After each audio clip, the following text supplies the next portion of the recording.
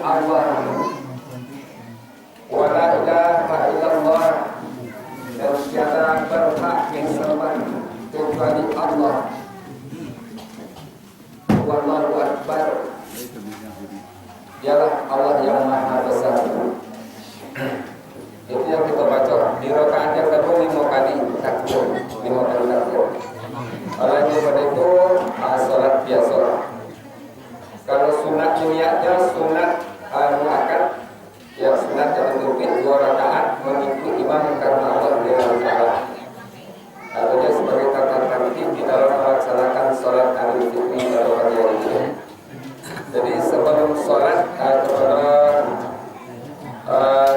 bapak-bapak, ibu-ibu, nabi-nabi kaum ibu untuk mempersiapkan diri, meluruskan saf, lebih-lebih kalau kami laki-laki meluruskan saf, merapatkan saf, dan kemudian kita betulkan niat kita mulai dari infak salatan dari khatib tadi sampai ke masjid anak yatim. Mudah-mudahan itu menjadi amal ibadah di sisi Allah Subhanahu wa Ta'ala. Karena penutup pada Ramadan tahun ini kita akhiri dengan salat Idul Fitri.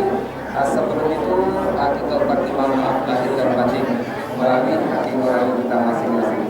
Sekian saja Bapak dan Ibu, penjelasan singkat kami akhiri. Wassalamualaikum warahmatullahi wabarakatuh.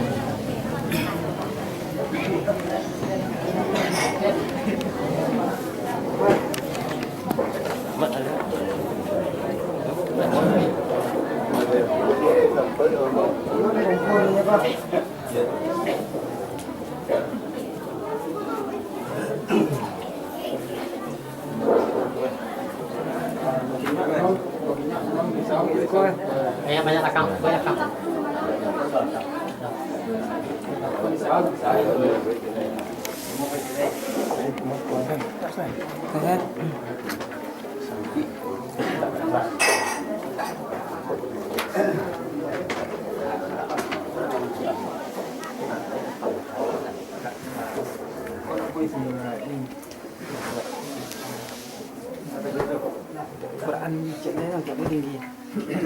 Assalamualaikum warahmatullahi wabarakatuh. Tata cara sholat Idul Fitri tadi sudah kita terima. Namun tentu setiap ibadah kita inginkan supaya khusyuk, karena tidak ada artinya sholat kalau tidak khusyuk atau ibadah lain. Nah, maka langkah-langkah untuk khusyuk itu sebetulnya mudah. Pertama sekali kata Nabi, uzkurul mauta inda sholatikum. Ingat-ingatlah kematianmu di dalam sholat. Jadi dalam sholat kita ingat mati, itu tidak ada masalah, itu untuk. Yang kedua, ingatlah bahwa sholat yang kamu lakukan mungkin sholat yang terakhir. Insya Allah kalau keduanya dapat kita laksanakan, kekhusyukan akan terjadi. Itu saja. Assalamualaikum warahmatullahi wabarakatuh.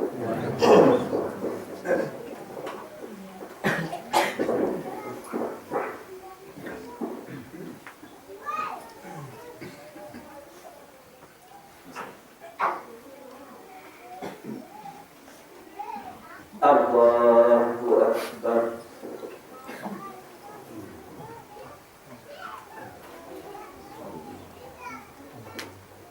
Allahu Akbar.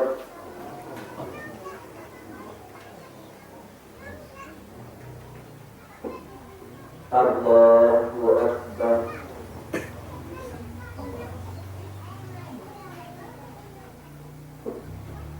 Allahu Akbar.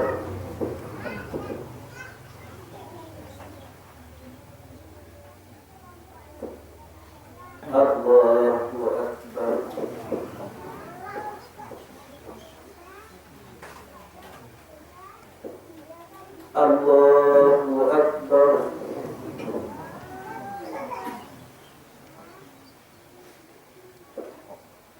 Allahu Akbar.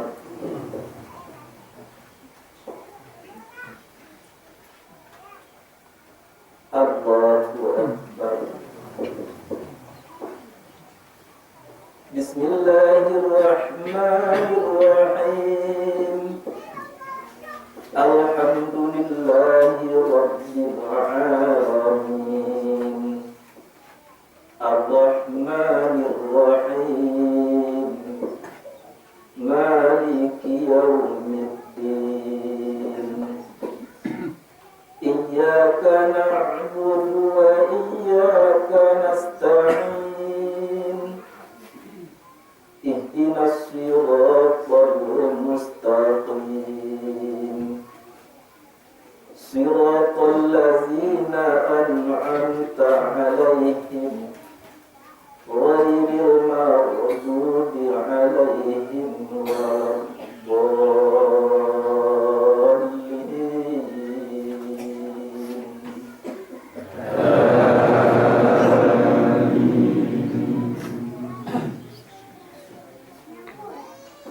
Allahu nurus samawati wal ardh. Masalu nurihi kamishkatin fiha misbah. Al-misbahu fi zujajah. Az-zujajatu ka'annaha kawkabun durriyyun yuqadu min syajaratin mubarakatin zaitunatin la syarqiyyatin wa la gharbiyyah yakadu zaituha yudhi'u walau lam tamsashu nar. Nurun ala nur.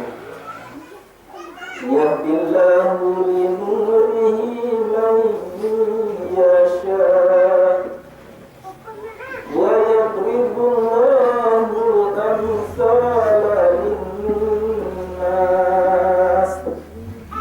Wallahu bikulli syai'in alim.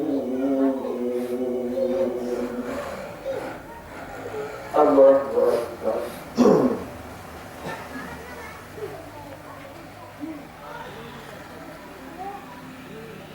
Sallallahu liman hamdah.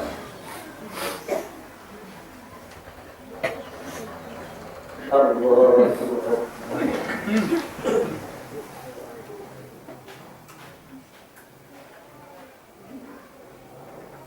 Allahu Akbar.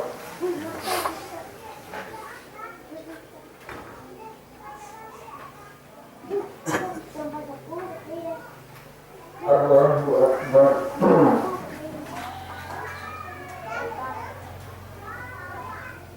Allahu Akbar.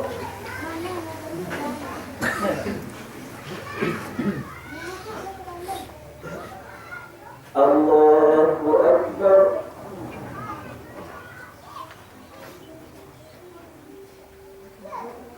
Allahu Akbar.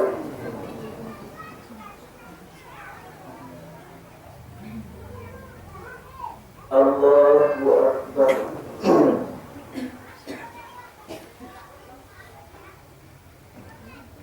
Allahu Akbar.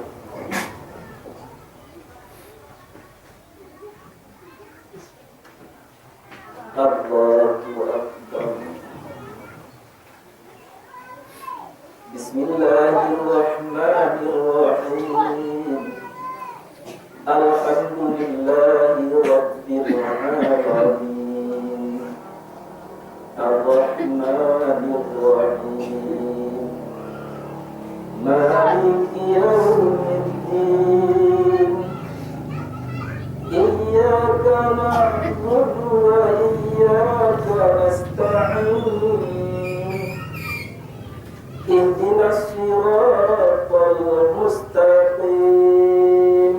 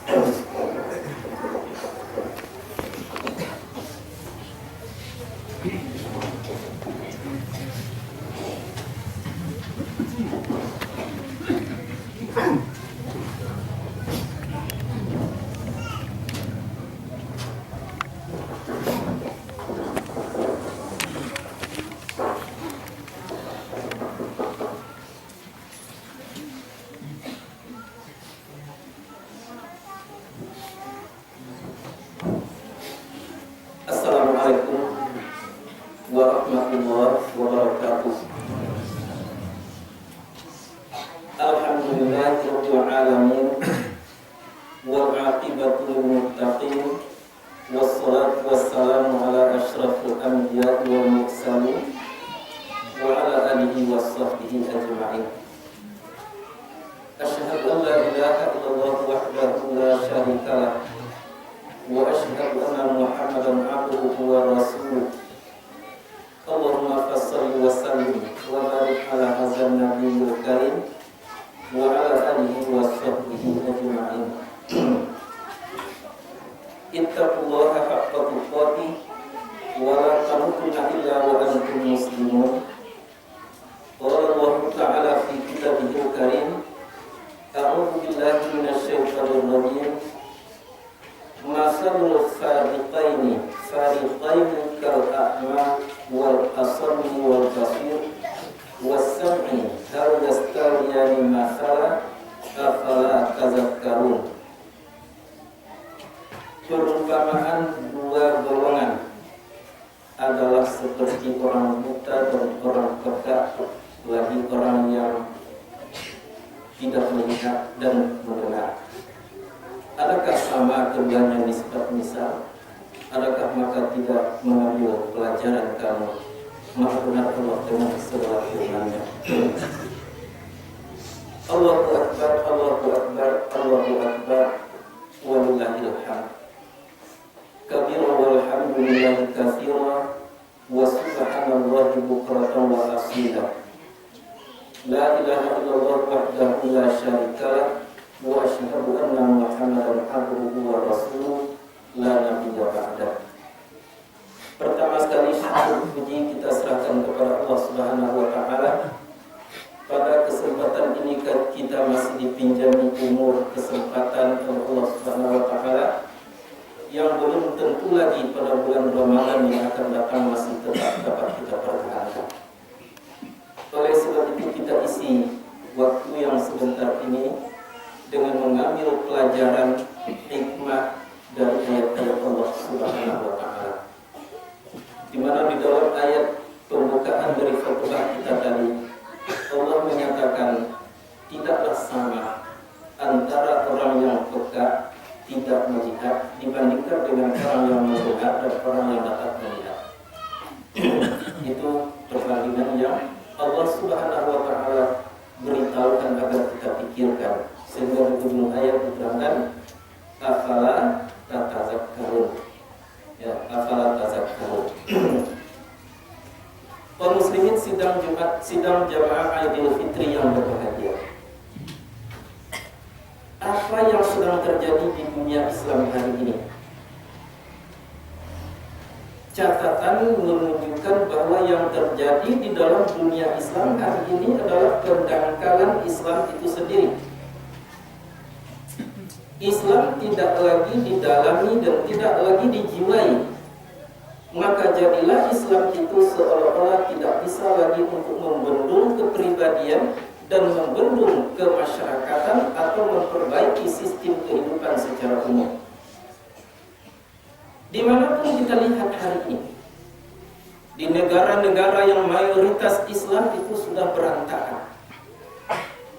Di daerah-daerah yang kurang Islam, minoritas Islamnya, di situ pun lebih-lebih.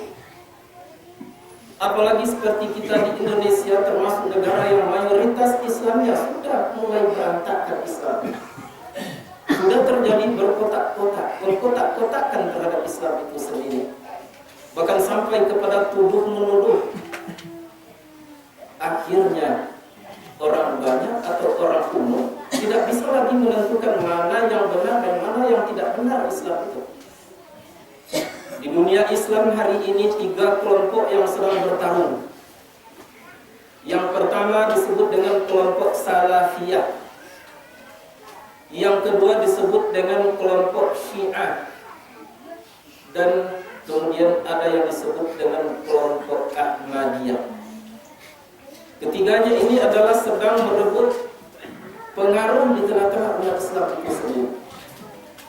Nah, maka salah satu upaya yang dilakukan oleh orang-orang yang benci kepada Islam agar bisa diadu domba, agar bisa tidak lagi tercapai persatuan dan kesatuan itu, karena banyaknya kelompok-kelompok Islam itu, maka salah satu usaha adalah untuk mendangkali pelajaran atau pengajaran daripada Islam. Sebab apabila pengajaran Islam itu sudah mendangkal, maka manusia pada waktu itu akan mudah terkontaminasi, akan mudah tertarik ke mana yang diingini oleh nafsu mereka. Inilah yang sedang terjadi dalam kehidupan kita umat Islam hari ini. Sekali lagi coba bayangkan, sekiranya hal ini tetap berlanjut, maka justru orang-orang yang sepeninggal kita, generasi berikutnya nanti tidak ada lagi punya aturan.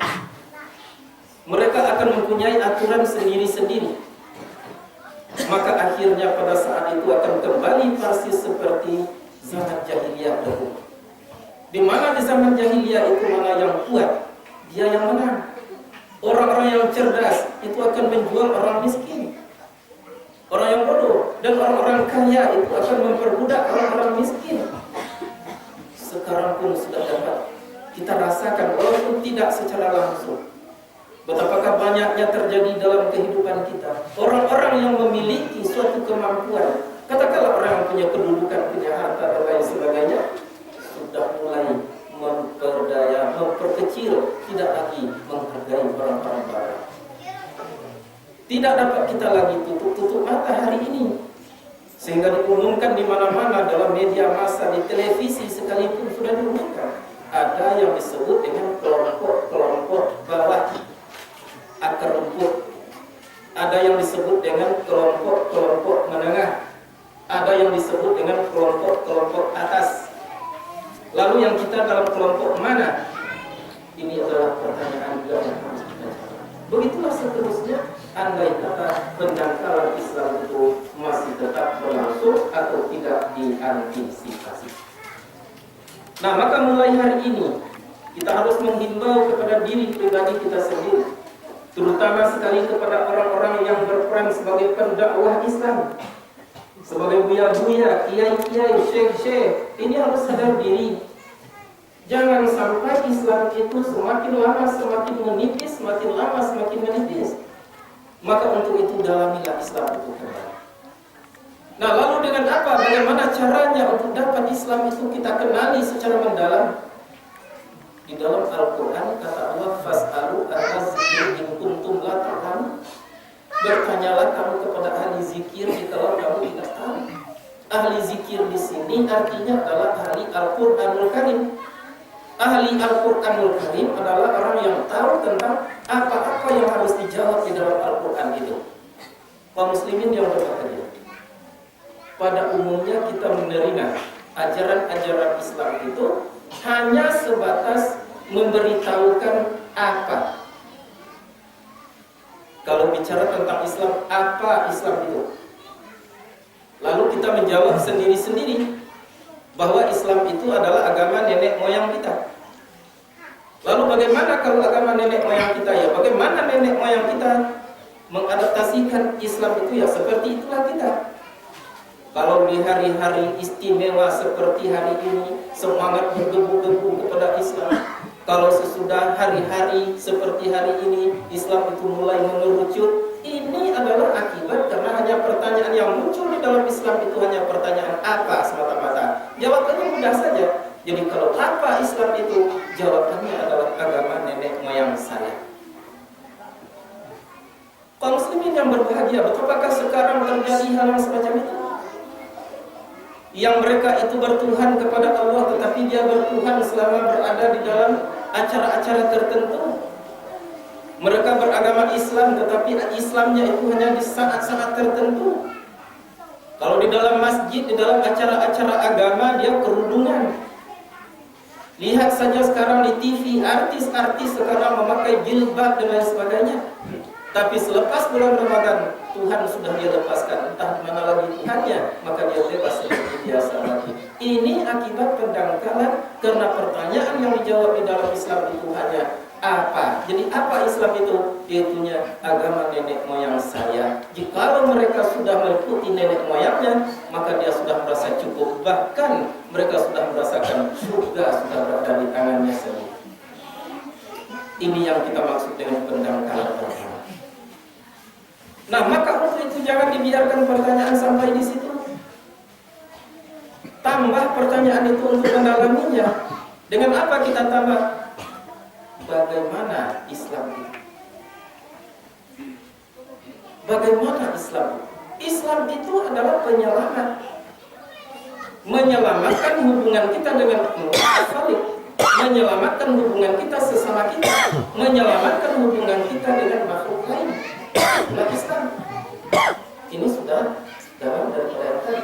Kalau tadi kita hanya menganggap bahwa Islam itu adalah agama nenek moyang saya, kini lahir pertanyaan yang kedua, maka justru jawabannya rupanya Islam itu adalah agama penyelamat. Yang diselamatkannya adalah hubungan saya dengan Tuhan, hubungan saya dengan manusia, dan hubungan saya dengan makhluk di sekitar. Itu sudah mulai mendalam. Nah, dan ini sekarang sudah ditinggalkan. Orang tidak bertanya lagi bagaimana Islam itu, tidak dijawab lagi. Ya, kalau bertanya bagaimana Islam itu, ya Islam. Sholat, puasa, zakat, haji hanya sekedar itu. Akhirnya tadi terjadi pendangkalan di dalam memahami Islam itu. Kaum muslimin sidang jemaah Idul Fitri yang berbahagia. Allahu Akbar, Allahu Akbar, Allahu Akbar. Walillahil hamd. Memang tugas kita di dalam beragama ini tidak hanya sebatas menjawab pertanyaan apa, tapi kita juga harus mampu menjawab pertanyaan bagaimana. Yang kalau kita uraikan jawaban bagaimana tadi, yaitu penyelamat antara kita dengan Allah Subhanahu wa taala. Apanya yang diselamatkan? Hubungan apa yang diselamatkan? Hubungan rohani kita dengan Allah Subhanahu wa taala. Kalau kita merasa terpisah dari Allah di dalam berbagai situasi, ini berarti hubungan kita tidak baik dengan Allah. Maka Islam kita pada saat itu hanya tinggal Islam kartu. Saya dalam puasa ini sakit-sakitan. Kemudian saya rasakan di dalam sakit itu, beruntung saya. Mengapa? Karena di dalam sakit itu payah melepaskan Tuhan, ingat terus kepada Tuhan. Sehingga batin saya mengatakan, di waktu saya menderita misalnya sakit kepala, Saya katakan kepada Tuhan, saya tidak mau sakit kepala ini ya Tuhan, tapi sakit juga. Inilah buktinya tadi dalam jiwaku bahwa Engkaulah penguasaku, bukan sesuatu itu dapat menurut kemauanku. Ini adalah suatu keuntungan bagi kita yang menderita sakit yang seperti ini.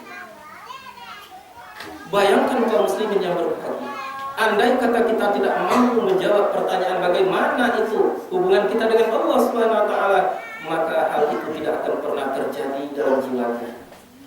Di waktu kita merasakan sakit, kita akan mengeluh. Di waktu kita merasakan berkurangan, kita akan mengeluh, bahkan sampai kepada tingkat putus asa. Lihatlah sekarang dalam kehidupan bermasyarakat, betapa banyaknya manusia-manusia yang sudah sampai kepada tingkat putus asa, frustasi dan lain-lain sebagainya di dalam kehidupan. Maka untuk itu jangan hanya lewatkan pertanyaan bagaimana Islam. Nah, dan kemudian kalau sudah sampai di situ, dalami lagi, tambah pertanyaannya, mengapa saya Islam? Kalau tidak Islam bagaimana? Ini jawaban yang sudah betul-betul sulit untuk dijawab. Jawabannya adalah Islam inilah yang akan menimbulkan berkat, yang akan menimbulkan kasih sayang, dan yang akan menimbulkan berkat daripada Allah Subhanahu wa taala. Jadi kalau kita tidak Islam dengan benar, nah maka kehidupan ini tidak akan pernah berkah. Kehidupan ini akan rancu. Kehidupan ini tidak bisa dinilai hanya dengan harta yang banyak, tidak bisa dinilai dengan kedudukan pangkat yang tinggi, tapi kehidupan itu akan dinilai adalah dengan berkat atau tidaknya sesuatu yang kita dapatkan selama kita hidup di permukaan bumi ini. Nah, maka mengapa saya harus Islam? Supaya keberkatan diberikan oleh Allah Subhanahu wa taala. Hari ini sudah banyak terjadi orang-orang yang rasa-rasanya tidak mungkin kecewa dalam kehidupan. Harta banyak, kedudukan tinggi, tetapi yang dialami adalah kekecewaan. Apalagi kalau mereka tidak berpunya, apalagi kalau mereka itu disudutkan, maka justru barangkali mereka itu akan sampai kepada tingkat putus asa. Kaum muslimin Islam jamaah yang berbahagia, untuk itu jangan lewatkan pertanyaan mengapa. Jadi apa Islam adalah agama nenek moyang saya, benar. Tapi tidak boleh sampai di situ. Kalau sampai di situ saja akan terjadi